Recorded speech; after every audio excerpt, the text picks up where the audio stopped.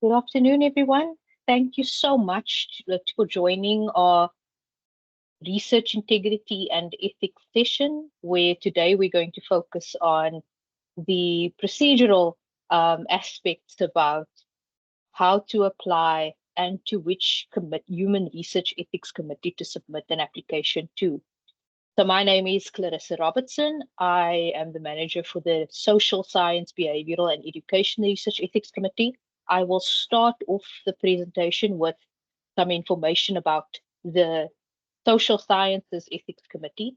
I am joined by my colleague, Mr. Aidan Williams, who will explain to you what the Department Ethics Screening Committee process is about, which is a unique subcommittee process on the Social Sciences Ethics Committee. I'm also joined by my colleague, Ms. Charmaine Kamalo, who will be speaking to the Health Research Ethics Committee processes. I see, there she is. Hi, Charmaine. Good to see you. And then we're also joined by Ms. Inga Son. I don't see her online at the moment, but she will be speaking to the Undergraduate Research Ethics Committee, which is a subcommittee of the Health Research Ethics Committee. So without further delay, I'm going to start us off just to describe to you the process of the REC SBE. I would like to ask that you please hold any questions you might want to present live, that you hold that towards the end of all the presentations, just so that in the interest of time. But feel free to, if you have a burning question and you just want to um, record it for our viewing, please put it in the chat. We will get to your questions when it's the Q&A session, and that will be at the end of all three sessions. So what I'm going to do now is I'm going to just deactivate my camera so that you can only focus on the slides. But yeah, hoping to engage with you afterwards during our Q&A. So as I mentioned, I am the manager for the Social Science, Behavioural and Education Research Ethics Committee. I would just like to ask our colleagues who just joined, please mute your mics and deactivate your camera. Otherwise, you'll be caught in the recording. So the mandate of the Social, Behavioural and Education Research Ethics Committee, or in short, we refer to ourselves as the REC SBE. Our mandate is to review research, and we pay specific attention to contributing towards the safeguarding of the dignity, rights, safety, and well-being of actual or potential participants in social, behavioral, economic, and education research. So you could say that the REC SBE is an inter-faculty human research ethics committee. We receive applications from all the different faculties at the institution where human research is done. Something interesting that I just want to mention that I notice is not made explicit in the slides is, apart from the safeguarding of the dignity, safety, and well-being of research Clarissa, participants. sorry. Hi. Are Yes, your can you see my slides slides? supposed? No. No. Oh Oh, my yes. goodness. My colleagues, I apologize. I think when I deactivated the other slide, you should be able to see it now. You didn't miss much. The previous slide was just like the intro. Can you see my slides now? Yes, we can. Awesome. Thank you, Sanazo. I think that's probably why Aiden also raised his hand earlier. Thank you so much for your patience. So what I wanted to point out is you'll see here that in my slide, I missed out to say that we also pay attention to the dignity, safety, and well-being of our researchers. Many of you will do research in areas that are considered high risk, in contexts that are considered high risk. And of course, there, as the ethics committee, we also need to think along with you about your own safety and well-being. So it's a good thing to also just, when you think about the participant safety, also please pay a bit of attention on your own within the research context. Okay, let me move forward, excuse me. So what does the REC SBE review? So as you know, as I mentioned, we are an inter-faculty committee, meaning that we review and approve research ethics proposals ranging from the arts and social sciences, economics and management, up until the sciences, engineering and agri-science. So we really see a broad range of research at the institution, specifically because we review the ethical aspects of non-medical human research. My colleague, Ms. Charmaine Kamalo and Ms. Inga Son a bit later will tell you a bit more about the research ethics committees that deal with health and medical and clinical research. Essentially, if you are doing any research where you have interaction with human participants, whether that be individuals or groups, when you need or have access to their personal information that is not readily available in the public domain, meaning maybe it's confidential or you need specific permission or permission to access the information, or in the case where you have access to personal information that is readily available in the public domain, but there's a blurred line between what a reasonable person would consider private and public. So think about social media platforms. If you're working with data on those sites, we would recommend that if any of these types of scenarios applies to you or your research, then you need research ethics review from the HREC SPE. Our Research Ethics Committee is registered with the National Health Research Ethics Council. So we are accountable and we report to the National Health Research Ethics Council. It's a national certification body which sets the standards and norms for research ethics involving human and animal research, but then also sets the benchmark in terms of how research ethics committees should operate. Okay, now I'm going to tell you a bit more about the HREC membership. So, as I mentioned, inter-faculty research ethics committees seeing a broad range of applications from all the different faculties, and therefore you'll see that our members are representatives of these various faculties that typically submit applications to our committee. You'll see we our chairperson, Prof. Len Hansen, is from theology. Our vice chairperson, Prof. Ilana van Wyk, is from the sociology department. And then we have membership from the arts and social sciences, from these various departments.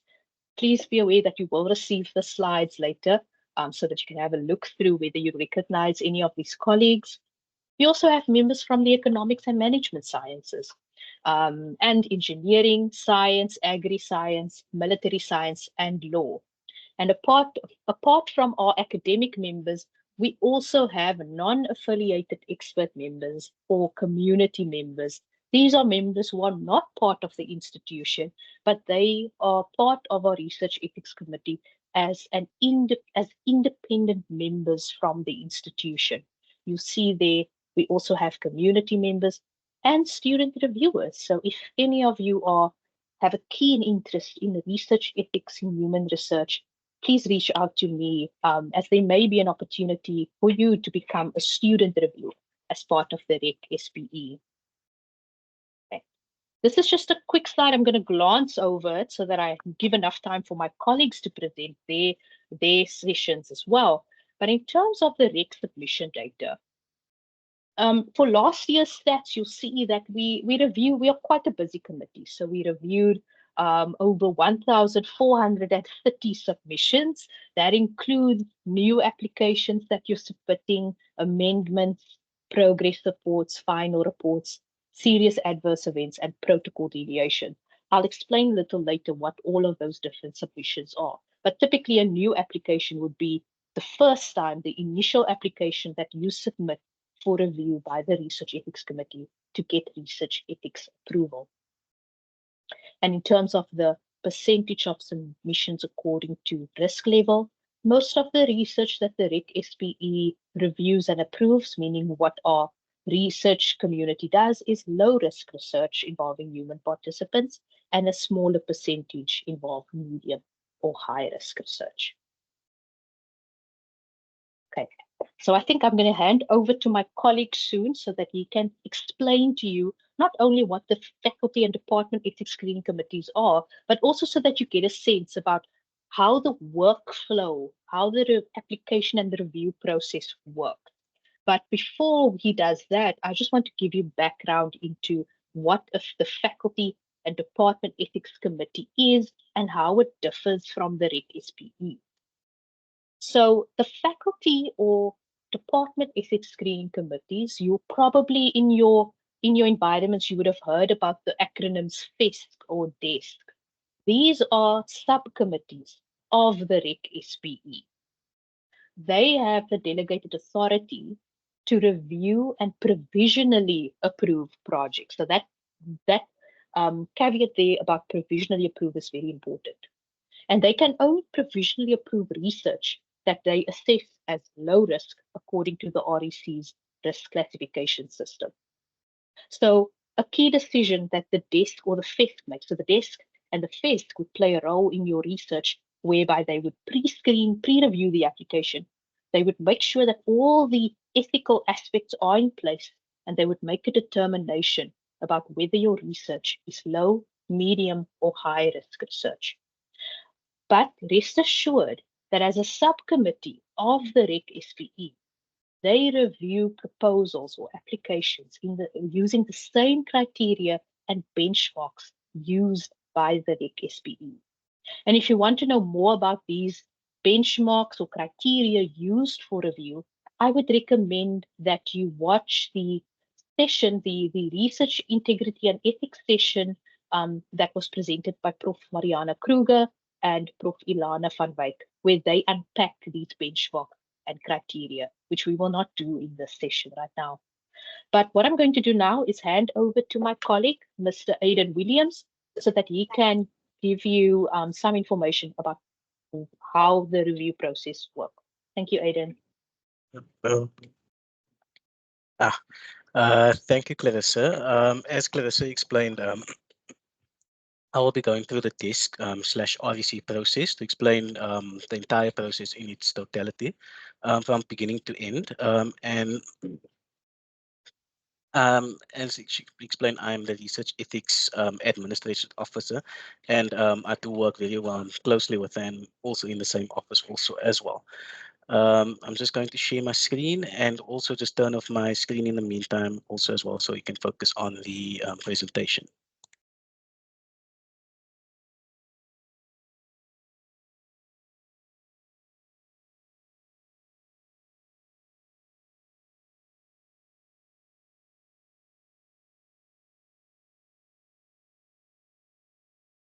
Clarissa, confirm that you are able to see the screen, and if it is big enough also as well for you to see.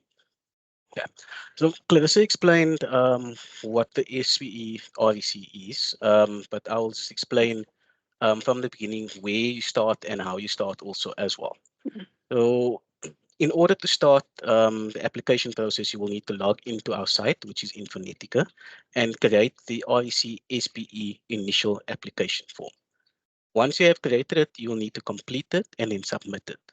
In order to submit the form, you need to sign the application form if you are a student, and then request your supervisor's signature also as well. As a staff member, all you need to do is sign your application form, and then it will be submitted successfully automatically. But as a student, it requires both the students and the supervisor's signature in order for it to be submitted. The reason why I stress that point is because most applicants are unaware, or they believe that the application has been submitted and they're not aware that it requires both signatures in order to be submitted. And once the supervisor actually receives the application form, they have the prerogative to review the application form and send the application form back for changes if any changes are required. That means that the application will now start from the very beginning, and you do not need to fill in a new application form, but you need to edit your current application form that has been sent back to you. The student edits the form and resubmits the form for review. The supervisor then has a look at those changes, confirms that the changes has been made, and then they sign the form and the application form is submitted for screening. Thus, this is when the department receives the application form in order to review the form. The form is then reviewed by by the department, and they also have the prerogative to send the application form back if they deem that the application forms needs more changes. If the application form is not sent back for changes, the desk will approve the application as lower risk, or they will deem the application as medium risk. For now, I'll be focusing on the lower risk applications first and then explain the process when it comes to medium and high risk applications. If the application form is deemed as low risk, the applicant will receive a provisional ethics clearance letter informing them that they may start with their data collection and that they have received provisional approval, but they will still need to receive approval from the REC also as well. Once the applicant has now been it's low risk, the application will be assigned to a REC reviewer. The REC reviewer will screen the application form, and if they are satisfied with the desk decision and the application was definitely lower risk, they will either approve the application with stipulations, or if they feel that more changes need to be made, they will request changes. Every time that the application is sent back for changes, the supervisor and the applicant needs to sign the form in order for the form to be submitted again. The moment the application is deemed as medium or high risk, that is when the application will be assigned to a REC meeting, and the applicant will also receive a letter informing them that the application has been assigned to that particular meeting and they cannot begin with their research. The application will either be approved with stipulations, or the application will be modifications required, deferred, or rejected. The moment it's modifications, it's essentially exactly also the same as changes requested also as well. And they will need to then um, rework their application form or make the necessary changes and then resubmit the form. The moment that it's approved the stipulations or approved, that means they can now officially continue with their research and begin with their research. And that entails that they no longer have to do anything unless they would like to submit an amendment form, etc. But that is completely different also as well. And then that is the desk/REC process in a nutshell. Then with regard to that also as well, I just wanted to show you that we do have supporting documents, or we do have documents that you can also download that might be required also as well, that might be very useful, as also as well as a how to apply, which where you can also download our manuals in order to go ahead and actually start your process, and our contact information. And if you scroll further down also as well, we have the process in writing for you to also understand also a bit better if need be, and as well as who to contact or who your desk or FIS coordinator is in order to contact to find out more information about your application form or the department also as well. Thank you for your time, and that's the entire desk and REC process in a nutshell. Thank you very much, Aidan. So yeah, just a reminder that if you have any questions, we know that we're going quite quickly through the process, but the session is being recorded and you will have access to the slides afterwards. So I would say that if there's a burning question, please post them in the chat. We will address them later on. Or you can ask a live question when we address the Q&A sessions. Thank you, Aidan, for that explanation of the entire application to review process.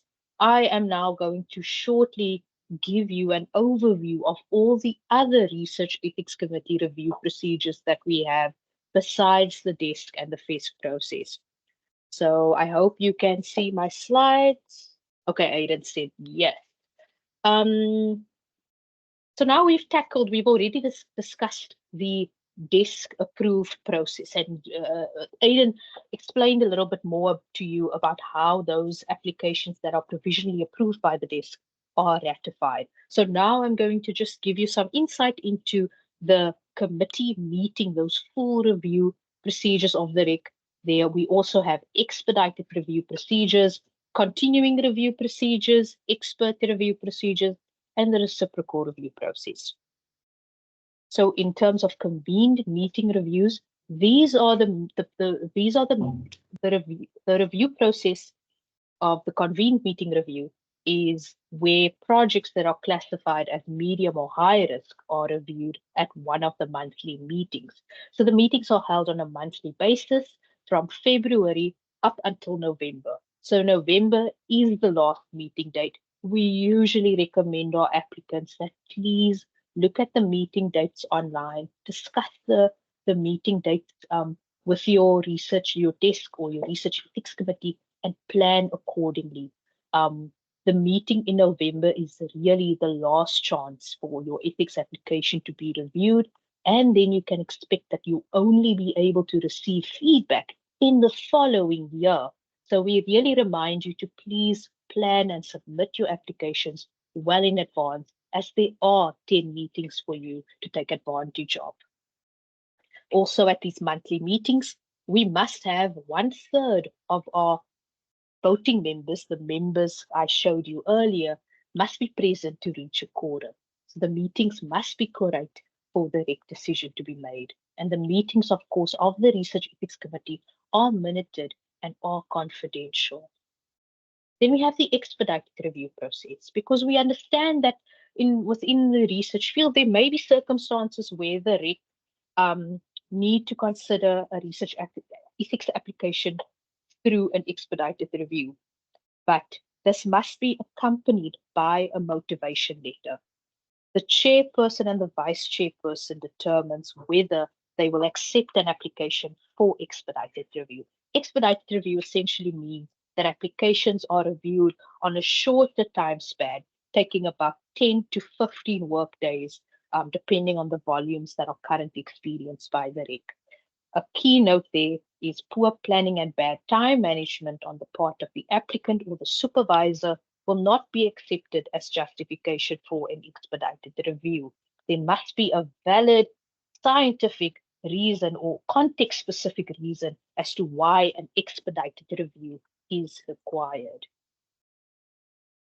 We also have expert reviews because, of course, even though our REC members are quite vast in terms of their disciplinary backgrounds, we do not hold all the required expertise. So if there is an application where we identify that specific expertise is needed to review the project, the REC has the prerogative to co-opt experts to review your application. So you can be assured that there's always a research ethics committee member who reviews your application is either an expert in your specific discipline, or the methodology, or the specific context in which you are doing the research.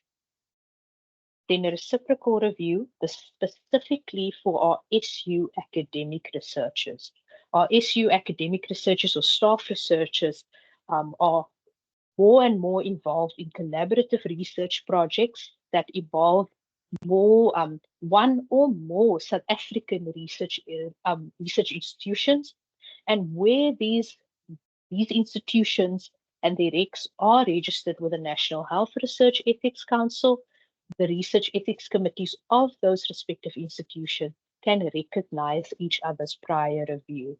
So that, but of course, like I said, it only applies to staff researchers and where you are collaborating with another South African institution where the project was approved by a research ethics committee registered with the National Health Research Ethics Council.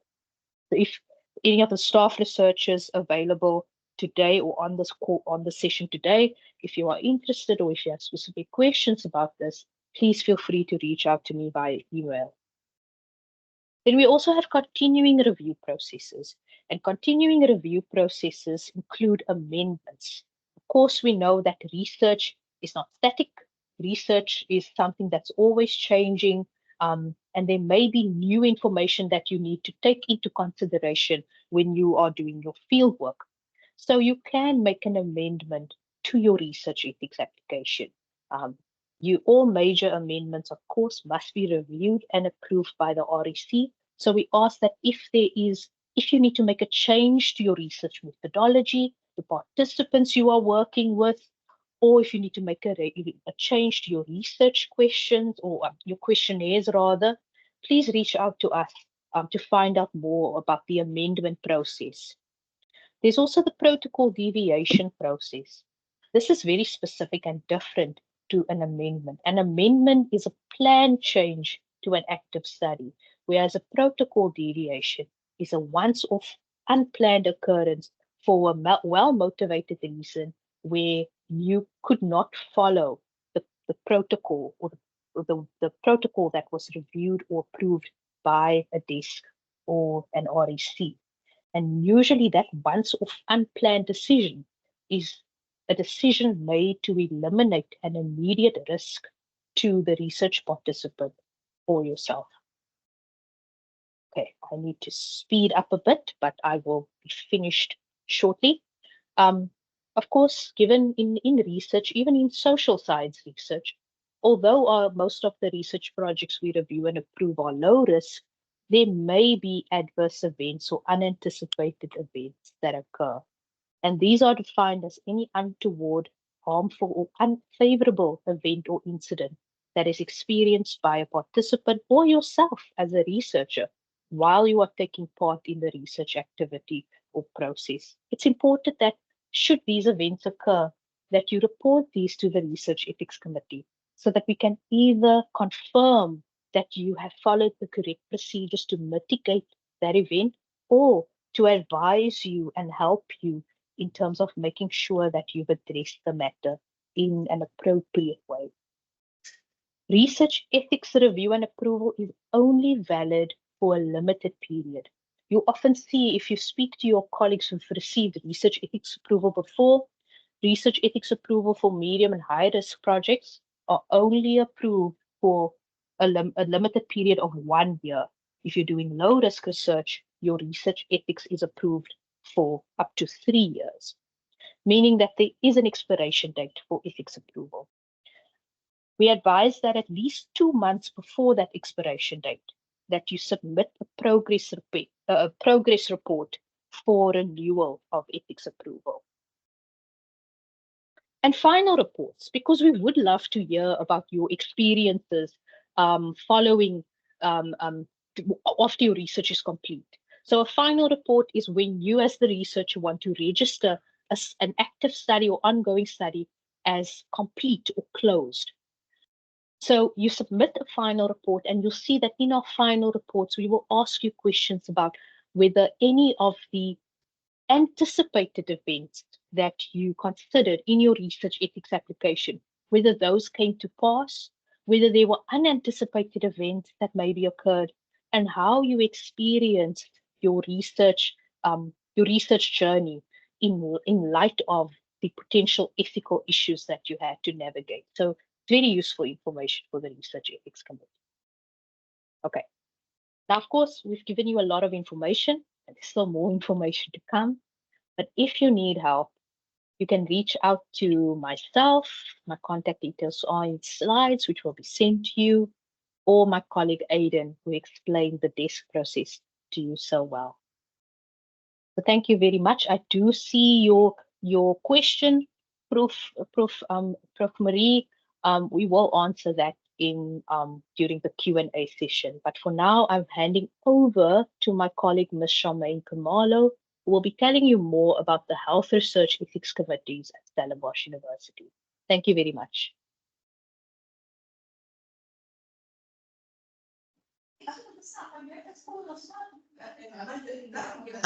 Thank you so much, Clarissa. So as Clarissa has mentioned, that I am the manager for the Health Research Ethics Office, and my team and I sit in Tygerberg.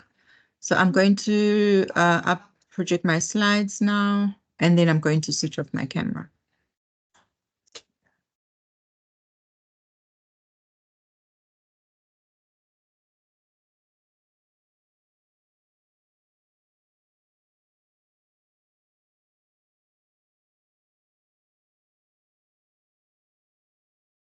Can everyone see my slides? Yes, we can. Thank you, Charmaine. You just need to put it in slideshow mode. Oh, okay. Let me do that.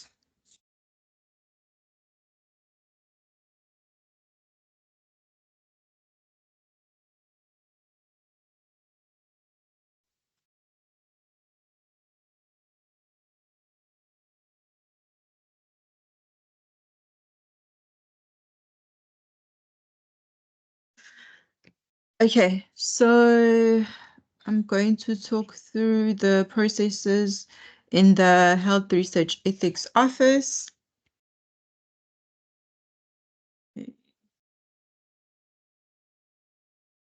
So an overview of the content for today. Basically, who are we? The HREC office. An introduction of the structures. Sorry, I don't know why this is moving. Introduction of the structures, operations of the office, how and when to submit your application, the application categories, the submission dates and deadline dates for the two HRECs, review outcomes and responding to feedback.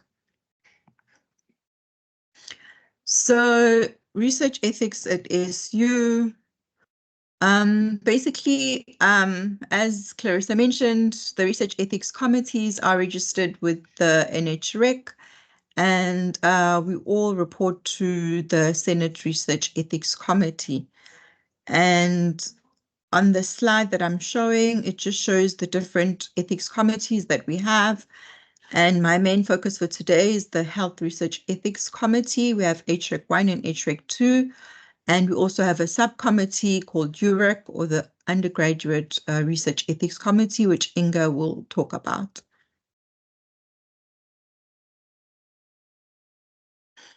I'm sorry, I don't know why these slides keep doing this. So in terms of how HREC operates at SU, so as I've mentioned, we have two HREC committees, HREC 1 and HREC 2, and a subcommittee. So the HREC 1 chairperson is Prof. Marilise Berger. The HREC 2 chairperson is Prof. Mariana Courier. And for UREC, it is Prof. Angela Dramoski. So we also meet 10 times per year. So each HREC committee has 10 meetings per year, as per Clarissa's meetings as well. And so my office supports the admin support is from the HREC office. So basically we support the two committees, and we receive submissions from all faculties where researchers conduct health research. Operationally, as I've mentioned, we are located at the Tygerberg campus. So this is just an organogram of the HREC. Sorry, what is going on with my slides? This is an organogram of the HREC office. So I literally joined last year in September after the previous head retired. It was Prof. Blanche Pretorius, and there's a senior administrator, Ms. Elvira Rowland, which I'm sure everyone knows, because most queries go to her immediately before they are reviewed by the administrators. I'm not sure whose mic is on. Could you please mute your mic? I just muted her. It's fine. Oh, okay, thank you. Okay, and then there's a research ethics administrator. There are two coordinators and two administrators. And as I've previously mentioned, the chairs for the committees and the UREC chair as well.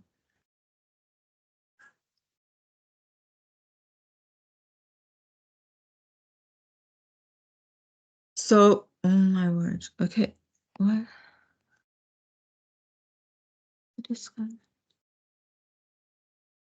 Apologies for that. I am not sure what is going on with my slides. When I move my cursor, they just all move. So the role of ethics in research. The aims of research are basically a recognized good. So doing good for the entire population or public good.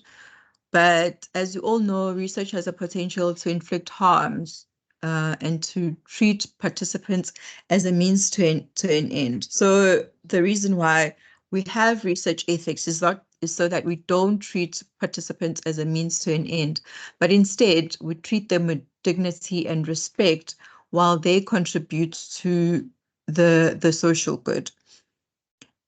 Ethics helps us to find the least harmful route. So the primary mandate for an ethics committee is to ensure that the participants are protected and that the research that is being done has scientific integrity.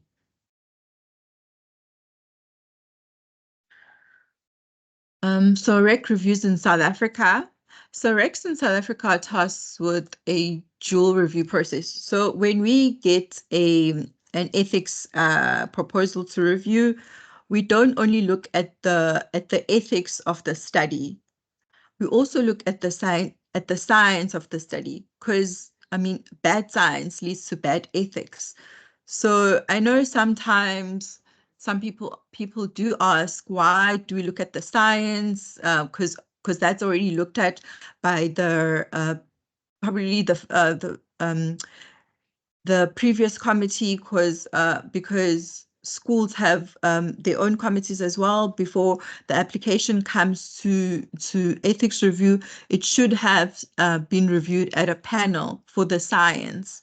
And then once the science is approved, then it comes to ethics. But for us, we believe that we need to review both the science and the ethics. So scientific review involves the scientific or scholarly validity of the research and the ethical implications of the proposed research methods. And then the ethics review process evaluates the ability of the research to answer the proposed questions, and it provides the requisite information it needs to determine whether the regulatory criteria for approval have been met. Example, obviously the risk of harms to the participants, the anticipated benefits. So the benefits should always outweigh the harms or the risks that towards the participants, and important knowledge that may be reasonable in answering that research question. So next is HREC operations. So we have 10 meeting dates, which HREC 1 having their first meeting in February and HREC 2 having their first meeting in January. And for this year, HREC 1 has a meeting in July, which in previous years was not the case. Usually in July, there was a recess because HRECs needed to do workshops or training, but this year we are trying something new whereby we have one meeting in July. As Clarissa stressed, that the researchers need to plan well in advance to ensure that they submit on time, because ethics the ethics review process on its own is actually quite long. So in my opinion, a researcher should give themselves at least 3 months to actually from when they've initially submitted the application to when they'll actually get the approval letter. This bearing in mind that most applications are not approved unconditionally the first time they are reviewed. So some applications get modifications, some get stipulations, some are actually deferred, and then they have to come back and be discussed at another meeting, and some are actually rejected outright. So it's a process where you really need to plan way ahead, and also just expect that there will be some delays. Even though maybe you as a researcher might think that your application is perfect, there are things that a committee may pick up that you and your supervisor have not picked up. So budget for sufficient time to allow for review, communication of outcomes, and for the submitting process. And this slide just shows the submission and meeting dates. Always pay careful attention to the submission deadlines, which are at 12. These dates are on our HREC website. And it's important to also make sure that your students have these dates beforehand. So in terms of the stats for HREC, for new applications that we received in 2023, it was 589 versus 2022, which was 518. And as you can see, more and more people are doing research. So each year, the research applications increase. And then ongoing submissions that were reviewed in 2023 were 2,312 versus 2022, which was 2,324. We had 2 potential misconduct cases. And another service that we offer as the HREC office is consultations. And last year we had 25 consultations, of which some of them were related to HREC feedback and some of them were pre-submission consultations. And there was 1 workshop. So how HREC operates at SU. So researchers submit electronic applications for review and approval via the Unphonetica system, which is an online system. And you have to use your SU credentials in order to submit an application on the system. All correspondence is issued via Sun email. So it's also important for you as the researcher to check your emails every now and again if you know that you've submitted an application. And also, when you've done your submission and it's been screened and the administrators find that there are documents that are missing, you will get an email back asking you to actually include the supporting documentation or to revise your online application form so that it actually meets the relevant criteria for your application to be reviewed.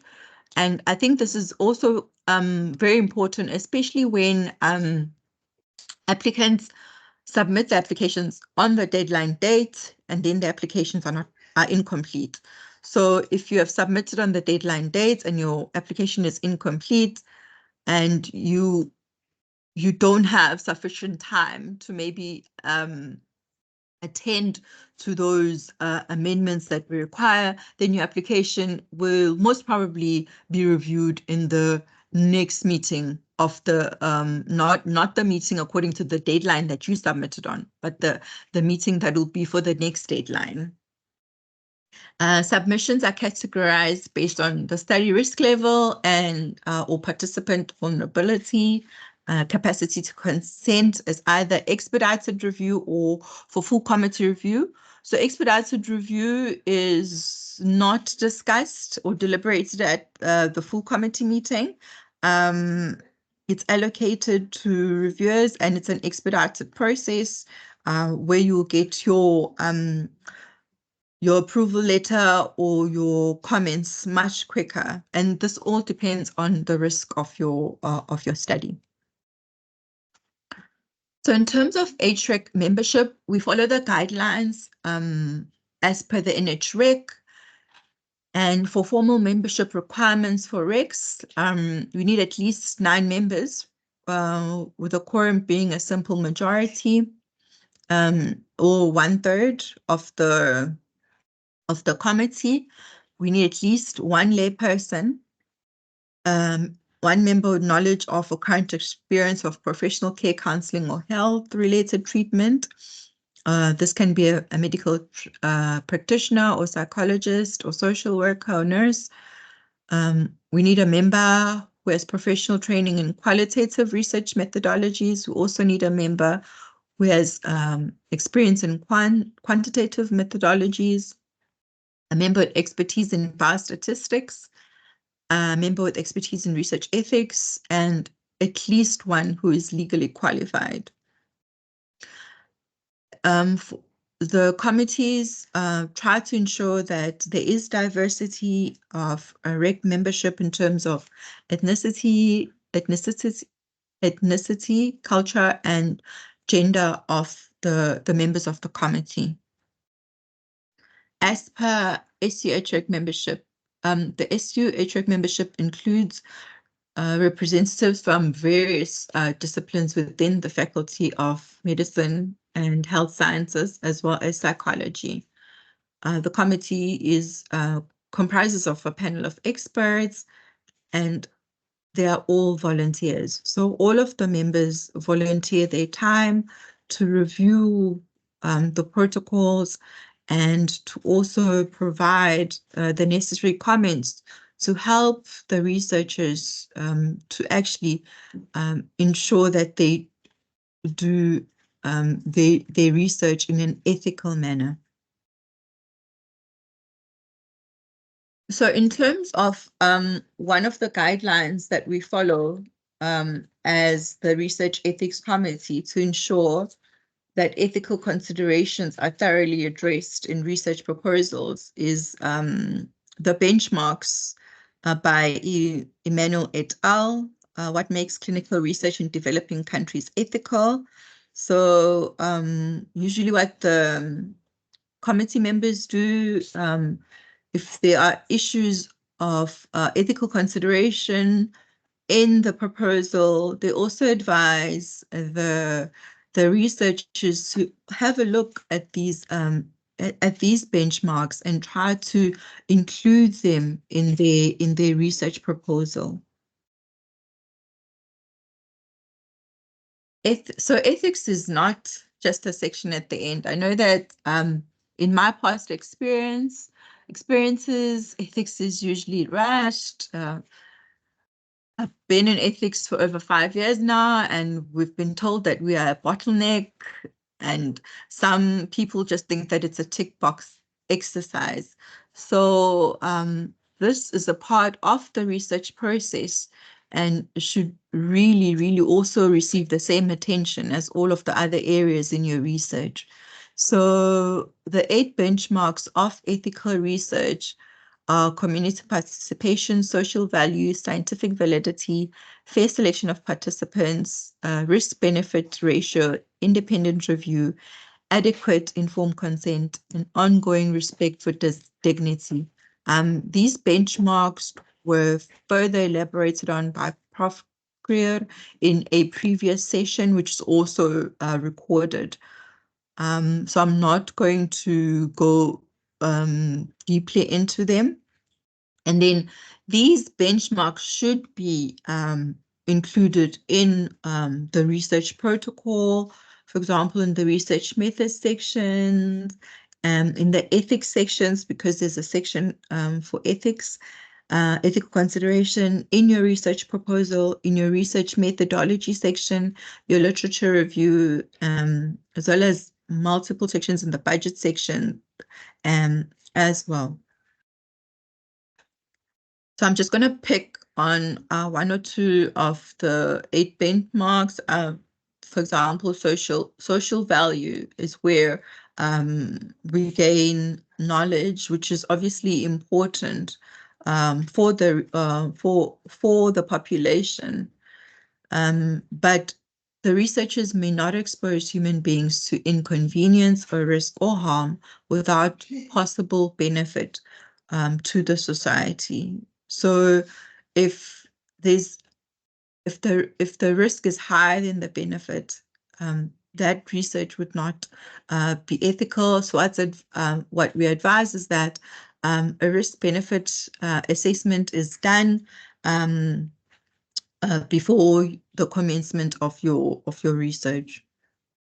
What is definitely critical in a research study is informed consent and assent. So what we must also note is that informed consent is an ongoing process.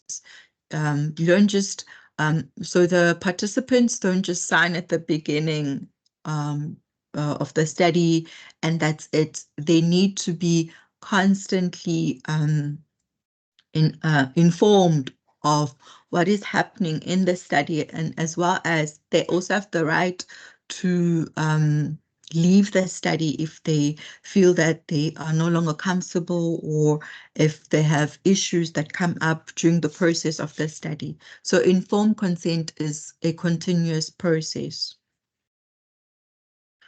Adequate informed consent is when the participants respect for autonomy is addressed. So informed consent forms need to be in a language that the participant is able to understand. So what we usually ask is if a population is being researched, and in that population, if the participants speak 3 different languages, what we ask is that the informed consent form is actually translated into these 3 different languages. Comprehension in terms of making a choice based on your understanding. So you must always ensure that the participants understand what they are consenting to. So I know with patient-doctor informed consent, there could be power dynamics. So it's also important to maybe ask a colleague to maybe assist with the informed consent process so that there's no coercion or there are no power dynamics. So we must ensure that the language is accessible using layman's term. Voluntariness. So we all have the right to choose freely, and the research must be in line with the interests and values and preferences, and there should be no coercion or undue influence or positioning of the researcher. Informed consent needs to be a formal and explicit process. The recruitment and informed consent process should be well described in the research methods section of the protocol, and this should include who will seek the informed consent. It could be the researcher, it could be a research assistant, what information you will be provided with the prospective participants. So there needs to be a participant information sheet or participant information leaflet, which will advise the participant about the research and what exactly is expected of them. And informed consent should also be well documented and signed once agreed upon. And it's also advisable to have a witness as well to also sign the informed consent form. Sufficient time, privacy, and an adequate setting for participants is also something that needs to be considered in the informed consent process. So if researchers plan to recruit children, the process of obtaining parental consent and child assent should also be described. So the parents will also need to know that their child is taking part in a study, what the study is about, and then they'll obviously say yes, their child can take part, or say no, their child can't take part. So there are resources on the HREC websites and also informed ICF templates that you can use to assist in drafting your informed consent forms. So next is submission to the HREC. So submission is of the application. It's online using the Infonetica platform. This is all described on the HREC website, where you will also be able to find HREC forms and instructions. The meeting dates are also on the website to also assist you in planning for your ethics submission. So Clarissa touched on the categories of submission, and I'm just going to go over them quickly. So there are new applications. I think with us, we also have clinical trials, case reports, exemptions, databases, biobanks and registries. And then there are also ongoing submissions, which are amendments, the annual progress reports, which are submitted yearly, and protocol deviations, as well as adverse events. So on the HREC website, there is information on how to submit an application and the entire electronic application process. And applicants are also very welcome to ask one of the administrators on assistance in terms of the process. I know usually what actually happens on the deadline date is that we get some ICT issues in terms of the application, where maybe an applicant can't upload a document or the system is just like blocking them out. So they're more than welcome to reach out to an administrator. There's an email address, ethics@san.ac.za, which they can email us on. And we can also help with those ICT issues by communicating with ICT, or maybe also solving the problem ourselves with the applicant.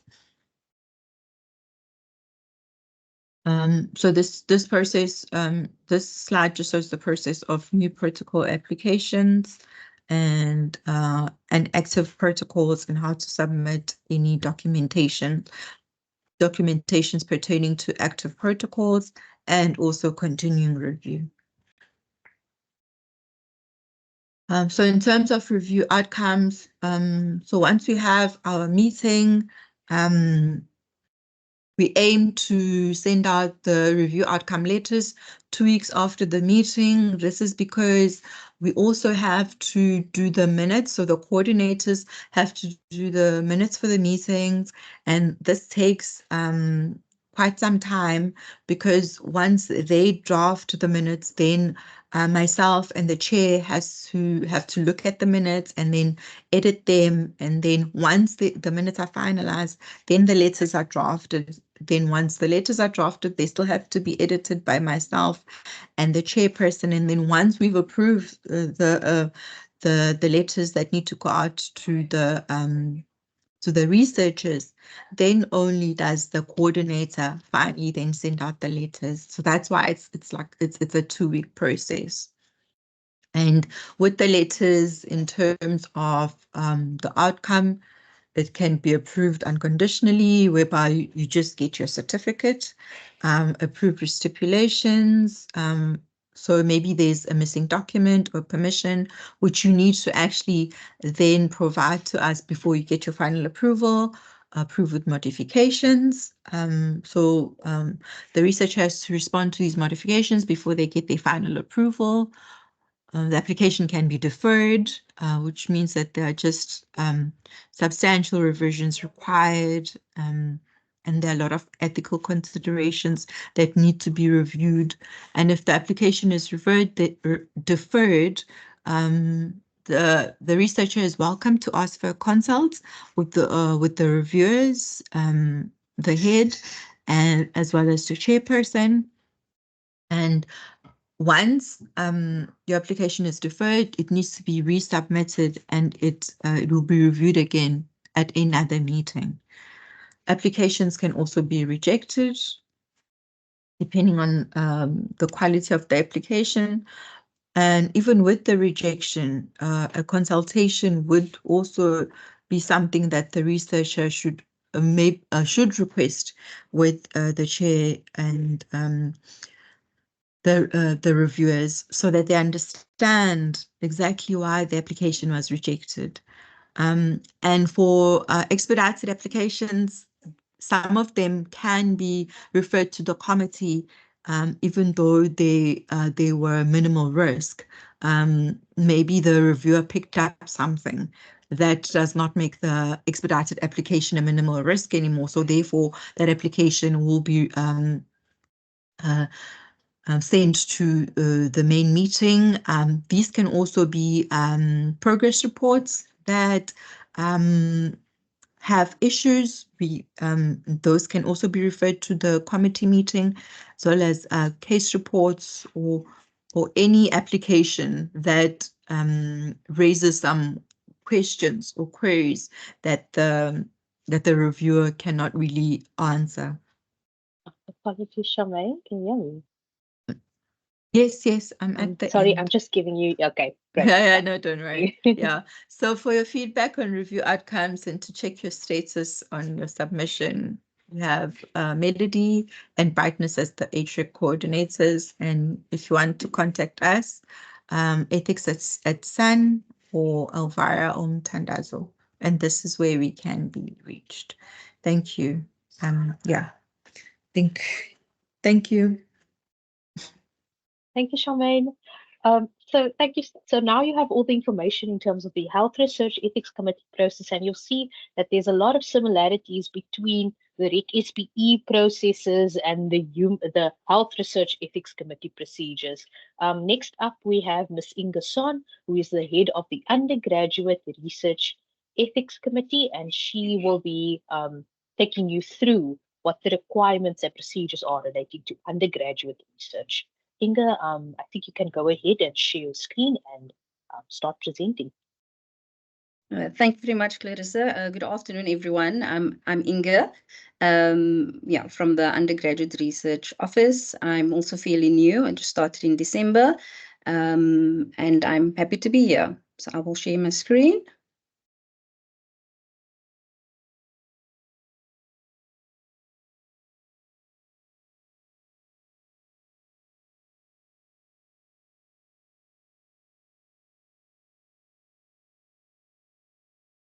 Okay.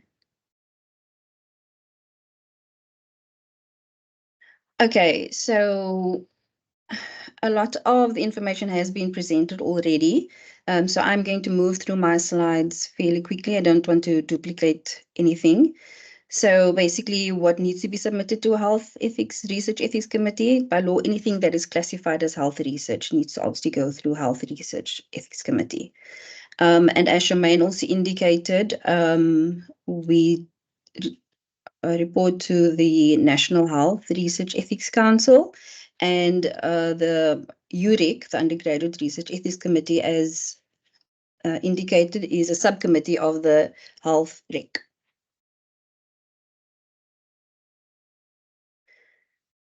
And so just basically health research involves a systematic investigation into and the study materials of data sources to establish facts and reach new conclusions, contributing to the body of knowledge. And of course, contributing to, besides the body of knowledge, also creating new knowledge. So that includes biological, clinical, psychological, or social processes in human beings. It's improved methods for the provision of health services, causes of death, the effects of the environment on the body, and the development or new application of pharmaceuticals, medicines, and health technologies and interventions, just to mention a few. And so throughout my presentation, I will have many links that you can click on to have access to the information that is currently on our website. And so this is just one of it. Under the Undergraduate Research Ethics Committee on the website, there will be some frequently asked questions. Students normally want to know, do they need ethics for the project? And so, yes, our office predominantly focuses on undergraduate research, as it says in the name. So they're not always sure if a scoping review or systematic review does need ethics. And so they have many questions around research and how to go about it. Again, there are just some links that you can click on if you want to make a new application, the link to the Health Research Office, and then the link to the Undergraduate Research Ethics Committee pages where all the information can be found. So as Charmaine also indicated, and I suppose with every type of research, you need to make sure that there's enough time to complete the online application before the submission deadlines. So the UREC office has deadlines, and it needs to reach our office by midnight on the day. And normally the undergraduate research ethics applications are for minimal risks. So, but if the protocol does involve something that's more than the minimal risk, obviously it then needs to be sent to the HREC office as well. And of course, make sure that you have active SU credentials and make sure that you have all the information that you need to complete online. Is what sometimes happens is students complete the application and then they would email after to say they forgot to add in a permission letter or something like that. So, but it's not a problem because we can just send the documentation back to them again and they can just resubmit it. So the HREC, the UREC submission dates are the 31st. So we have quite a few dates also throughout the year. and we only have 4 meetings throughout the year. But I'll explain why we only have 4 meetings, and it's not to meet about specific applications. So creating an online application, of course, you have to use the Infonetica system. You need to use your SU username, and only applicants with an active SU username will be able to access the online application.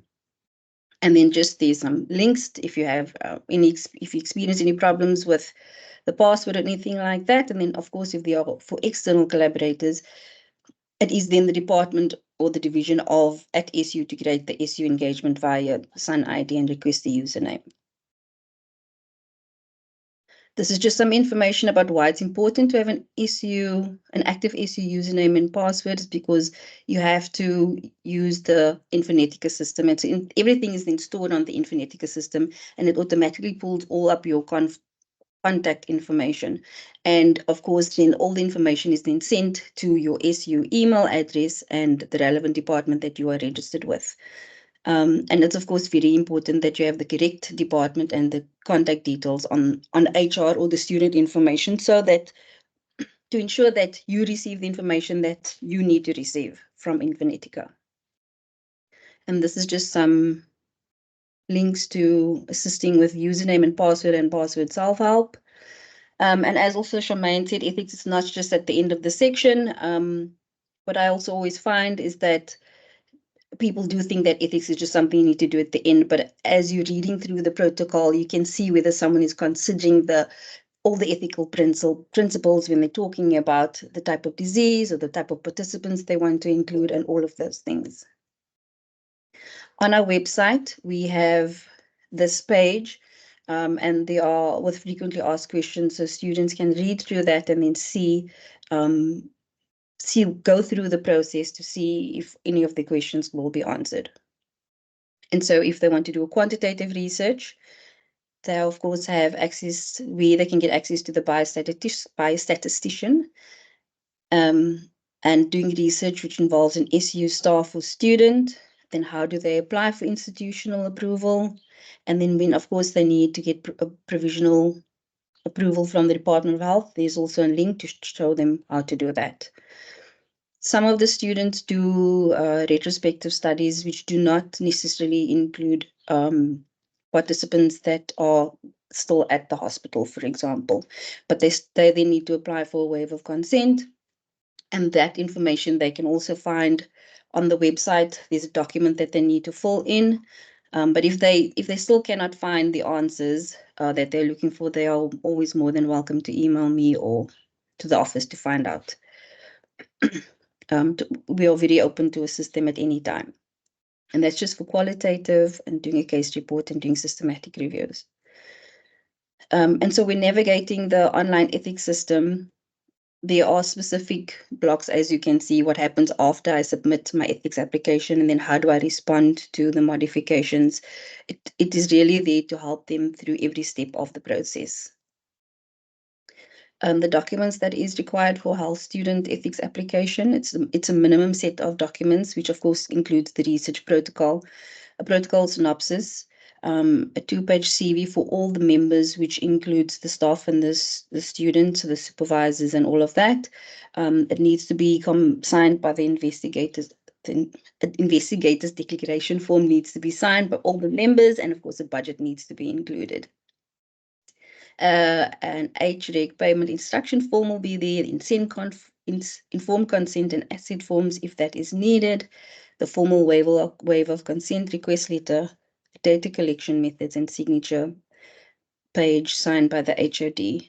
So sometimes if the student forgets to sign the document, but the HOD has signed the document or the supervisor has signed the document, the application will not come straight through to me. It will then end up with Ms. Elvira Ruland, and she then needs to change something and let me know that something is not right with the application, and we then get the student to get a HOD or supervisor to sign it. So yes, I'm a part of the subcommittee of the HREC, and we are mandated to review minimal risks to undergrad and honors students. So minimal risk basically means the probability and magnitude of harm or discomfort is not more than that ordinarily encountered in daily life or during the performance of routine physical and psychological examinations or tests in healthy children living in a stable society, basically. So what happens, or the process of submission? Once the student completes the submission, it then gets routed online to the supervisor. As I said, then they need to sign off.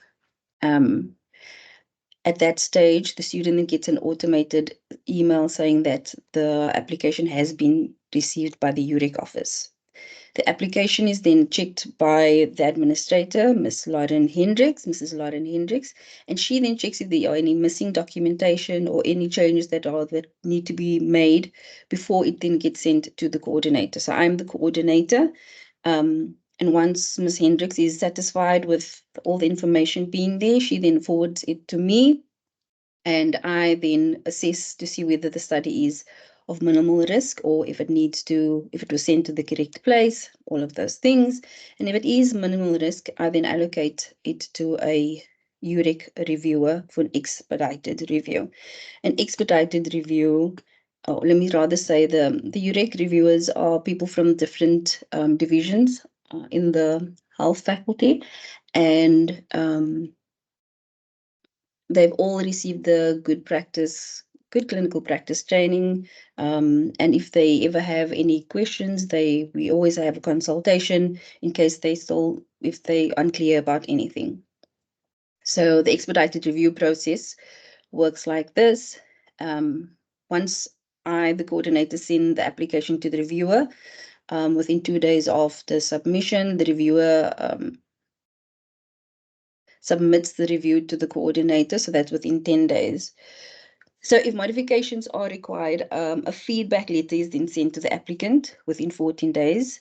And if it is approved, I then send an application to the UREC chairperson, and it's assigns the project to the next HREC meeting for approval of ratification. That happens within 2 weeks. And if the chairperson approves the application, a feedback letter is then sent to the applicant within 3 weeks.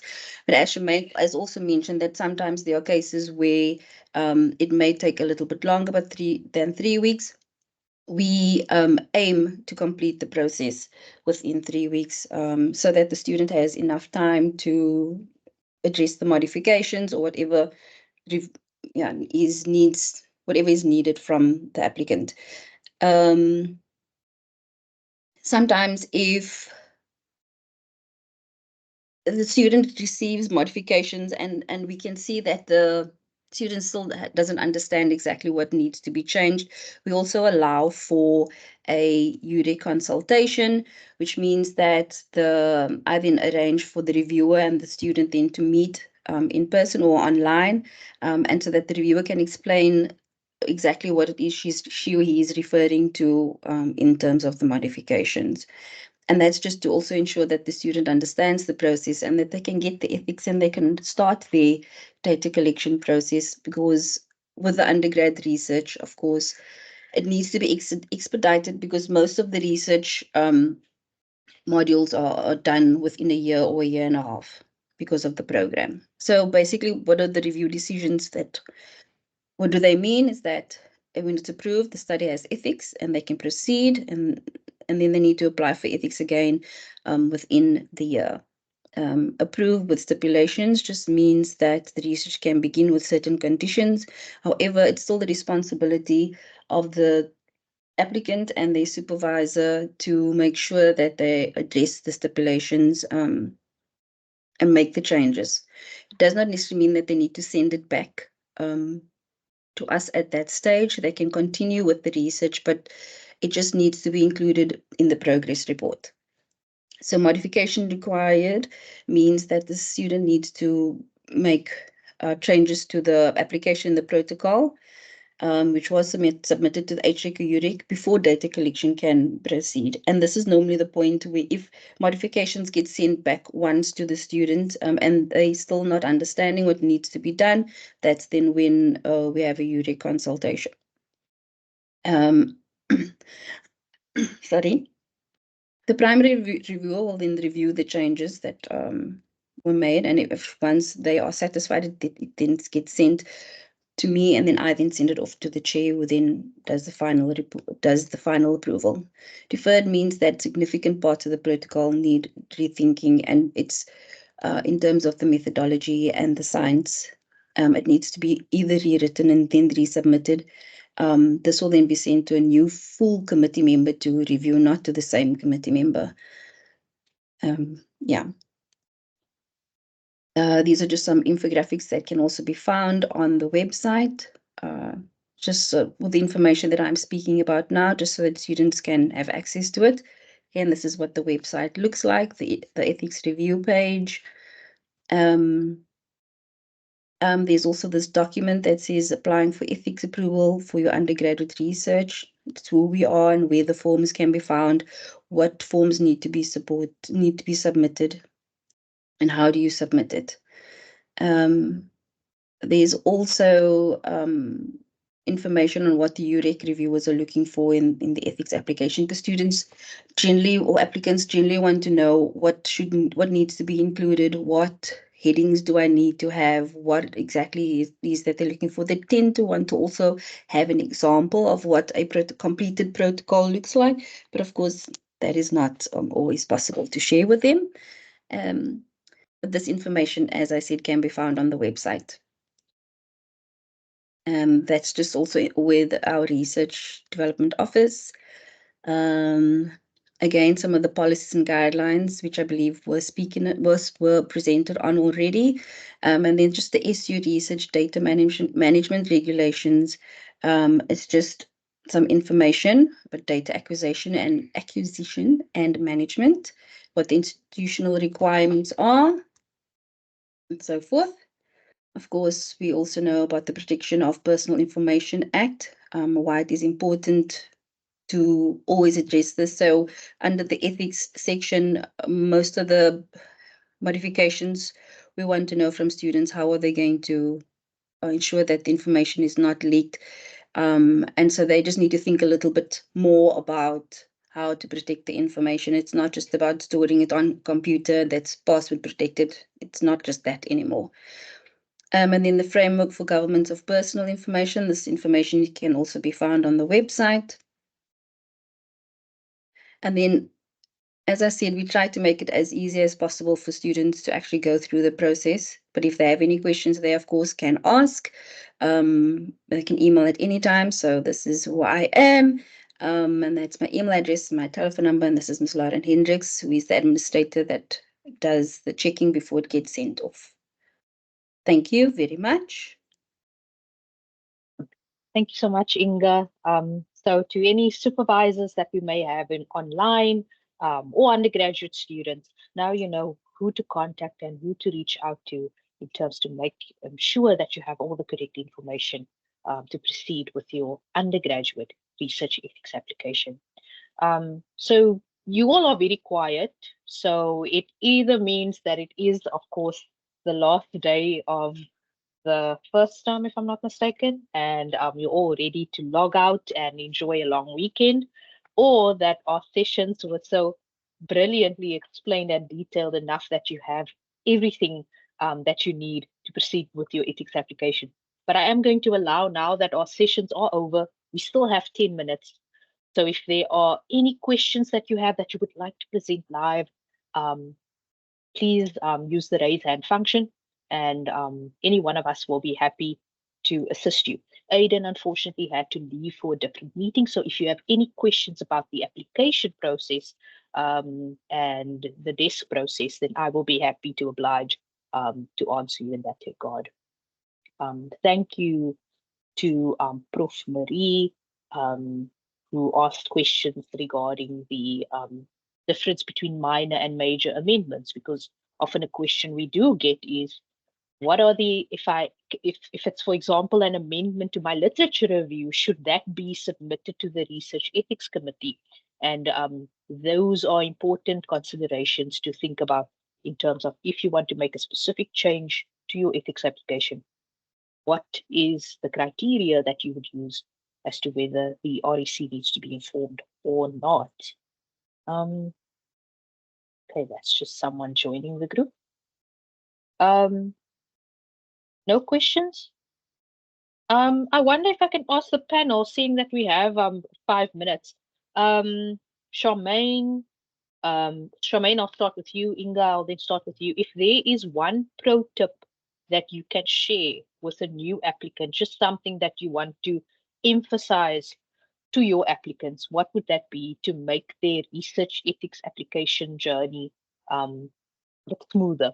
Charmaine, I'll start with you.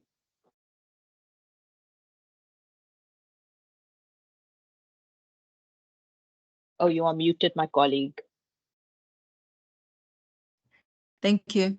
I think from my side is don't wait to get all of your documents in place, because you can apply without permissions, like institutional permissions or gatekeeper permissions, because I know some researchers do wait to get all of their approvals.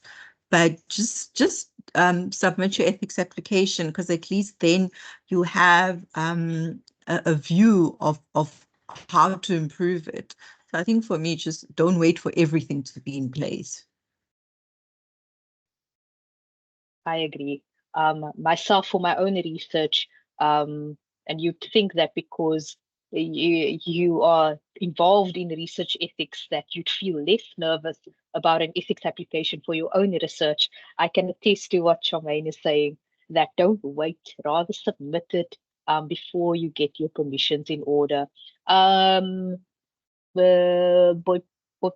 I see your question. I'm just gonna I wonder, Inga, may we just check in on Boipelo's question before we ask for your pro tip? Is that okay? Absolutely, yes, yes, Okay, please go ahead.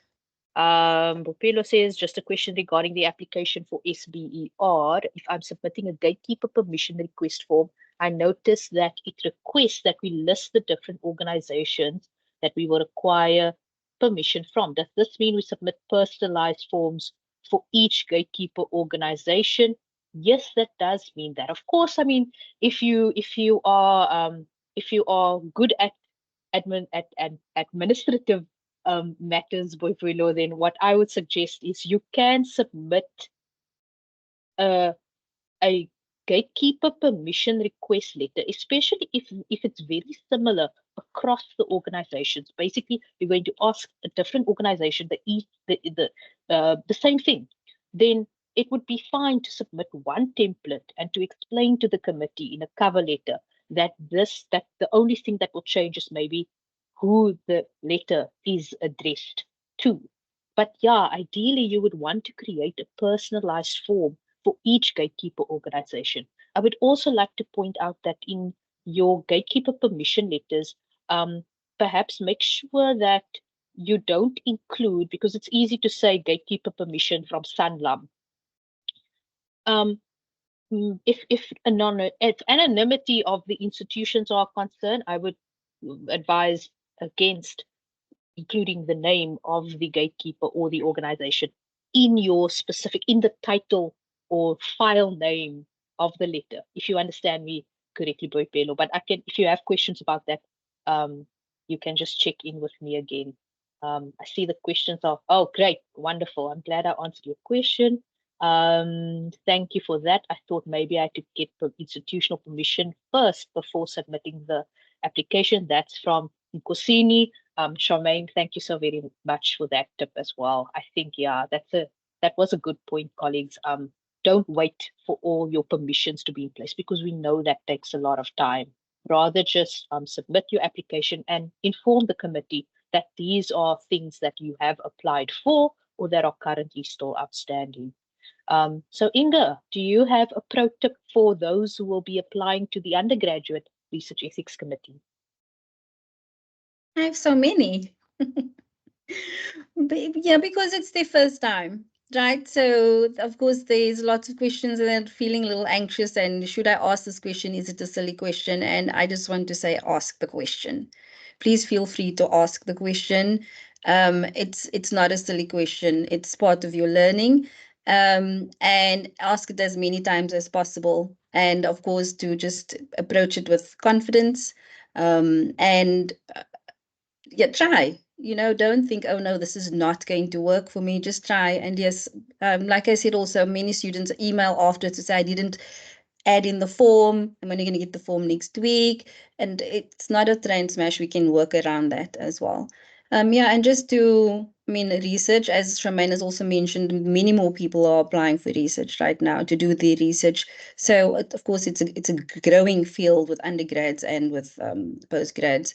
So we welcome it. Yes. So yeah, be bold. Thank you. Be bold. Thank you so much, Inga. I think that in our research process, yes, agreed. We have to be bold, and also knowing that we don't have all the answers at that very moment. So it's okay. It's actually the purpose of the research ethics application form, even though I understand that we all find it very daunting. The usefulness of undergoing through the research ethics review process is that it serves as an additional check for you to make sure that you have considered the key things in terms of your research. So I think if you proceed with your ethics application, keeping in mind that this is going to be an additional check to help you make your research ethical and to make sure that you've covered all your bases or most of your bases in the research process. I think that helps you a long way ahead. I think if there aren't any more questions with 5 minutes to go, I think colleagues, are you happy that we close off the session right now? If there are any questions, remember the recording will be shared with you. The recording will be posted on YouTube. And also the slides will be shared with you as well. And you could see in all our slides, we have very helpful links. Please access those. That's where you find all the information. Charmaine, please go ahead. I see your hand is risen. I think from my side, thank you everyone for registering and being here and taking the time to listen to us.